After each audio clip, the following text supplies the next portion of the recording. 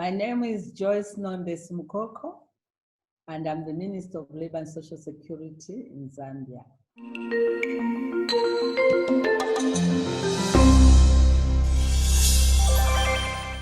On the economy, as of 25th March 2020, national growth rate reduced by 2% from 3.2% projected growth in the 2020 budget presentation. Most hit of the economic sectors being tourism, mining, manufacturing, construction, wholesale and retail trade sectors. A disruption in international air transport from the United States of America, for example, Europe, Asia, and within Africa, have had an adverse effect on tourist arrivals. It is anticipated that international air traffic will reduce on tourism and hospitality. Consequently, some hotels and lodges have already reported significant reduction in bed occupancy rates from 50% to less than 20% as compared to the same period last year. In terms of mining, copper prices declined by 23% to $4,754 per metric ton as at 25th March 2020, from US 6,165 per metric ton in the January 2020. Consequently, copper export earnings are expected to decline substantially by more than US 1 billion in 2020 if the situation persists. The impact of COVID-19 on the labor and employment sector of Zambia economy is very significant and dire indeed. The altering of normal work patterns, such as restrictions on working hours, number of employees per work day or hour, and reduction in profit margins in a number of companies due to COVID-19 has put an adverse effect on labor and employment relations in the country. There is a general slowdown in businesses, with most operating at below capacity or closed down altogether. The mining has received numerous requests from companies to reduce staff or exempting them from the provisions of the Employment Code Act pertaining to redundancy requirements, payment of gratuity, forced leave, and other relief.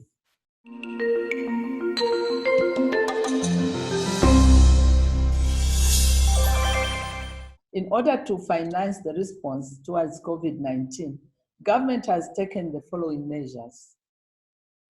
1, set up an epidemic preparedness fund under the Ministry of Health, amounting to 57 million kwacha.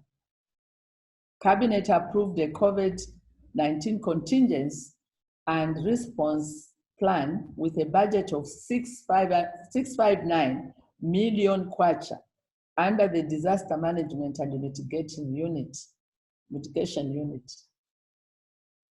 3, the government is mobilizing funds through the budget and engagement with various local and international stakeholders.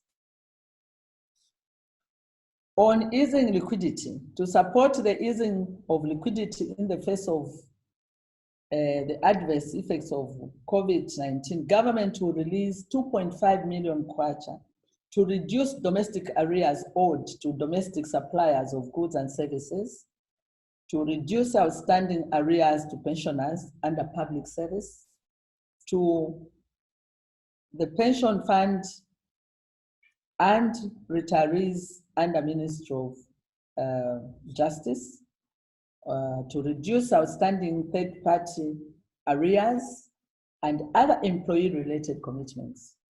In addition, 140 million will be released to pay local contractors in the road sector. In terms of tax relief, in order to provide relief to businesses, government will suspend excise duty on ethanol for use in alcohol-based sanitizers and other medical-related commodities. remove provisions of SI 90 relating to claim of VAT on imported spare parts, lubricants, and stationery to ease pressure on companies. Suspend export duties on the export of concentrates in the mining sector to ease pressure on the sector, and suspend export duty on precious metals and crocodile skin. On the financial sector measures, the government has announced by the Bank of Zambia has taken a number of measures to encourage the use of digital financial services. These measures are aimed at preventing the spread of the disease by minimizing person-to-person contact.